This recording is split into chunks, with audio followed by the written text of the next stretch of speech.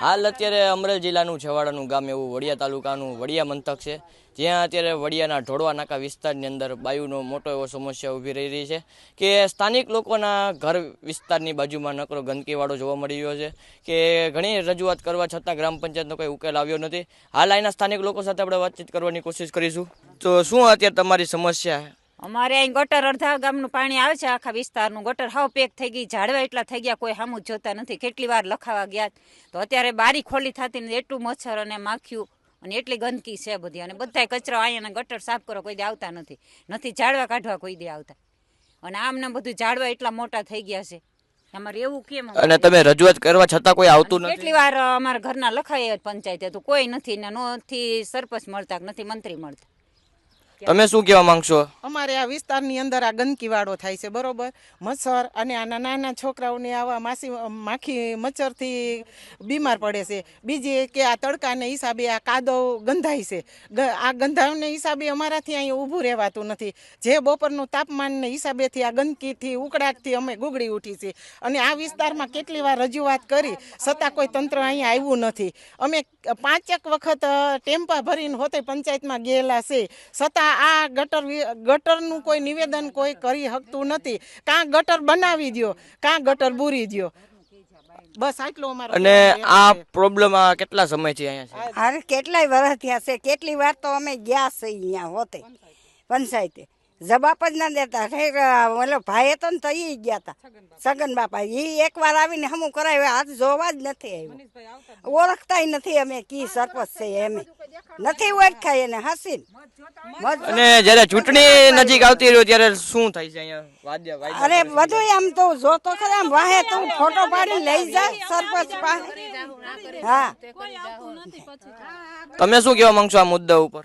અમારે તો બહુ મોટો અહીંયા પ્રોબ્લેમ છે ને કઈ, અને આ ગટર આમાં ઝાડવા મોટા મોટા થઈ ગયા છે, અને દિવાલે હસોડી તોડી નાખી છે ઝાડવા થઈને, અને ગટરનું પાણી બધું અમારા પાયે બેસે દિવાલમાં આવે છે, એને પાછળની બારી ઉઘાડી નથી થતી, એટલું ગંધાય છે।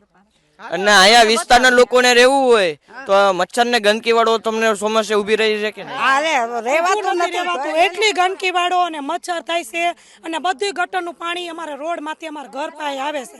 અમારે તો બહુ મોટો છે, ઘરમાં હસોડું પાણી બધું અહીંયા રહેવાતું નથી, એના ઘરમાં ખરી જાય છે, પાણી ડેલીમાં ખરી જાય છે। આમ વરસાદ રહી જાય ને અમારે તત્વ તરે થાવણો ફેરવવો પડે છે, કા ગટરનો નિકાલો કરો, અને કા કઈ આમાં અમારો કઈક આમાં બુરી દો, અમારા કૃષ્ણ આ બાજુ આવ્યા કરે છે, અને આ અમારી ગટર, અને આ અમારું ઘર, આમાં અમારે રહેવું કેવી રીતે? આ છોકરા નાના રેમાં કરે, જનાવર નીકળ્યા કરે, અમારે કરવાનું શું? આમાં કોઈ 5 વર્ષથી જવાબ જ નથી દેતું અમને। અમે મજૂરી આવતા હતા થોડી, અને હવે કોઈ સામું નથી જોતું, તો અમારે આમાં કરવાનું શું? કઈ તો માપી ગયા, 2 વાર એમ કીધું કે અમે અમને કરી દેવું, પણ કોઈ કઈ જવાબ દેતા નથી। હવે આનો અમને નિર્ણય તાત્કાલિક અમને જોઈ। તમે શું કહેવા માંગશો?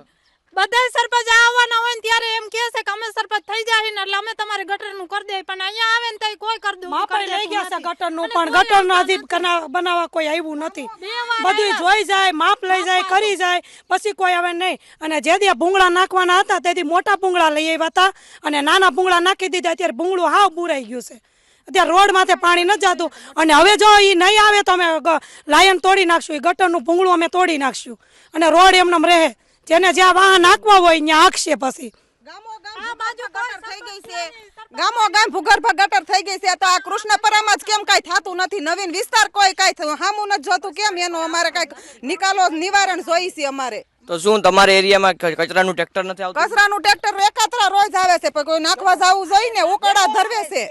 તો અત્યારે તમને સીધા દ્રશ્યો દેખાડવા માંગીશ કે વડિયાના ઢોળવા નાકા વિસ્તારની અંદર અત્યારે તમે જોઈ શકો છો કેમેરાની અંદર કે કેટલી ગંદકી વાળો થઈ રહ્યો છે, અને અહીંના સ્થાનિક લોકો એટલા વિચલિત છે કે બધાનો બહુ પ્રોબ્લેમ પડી રહ્યો છે।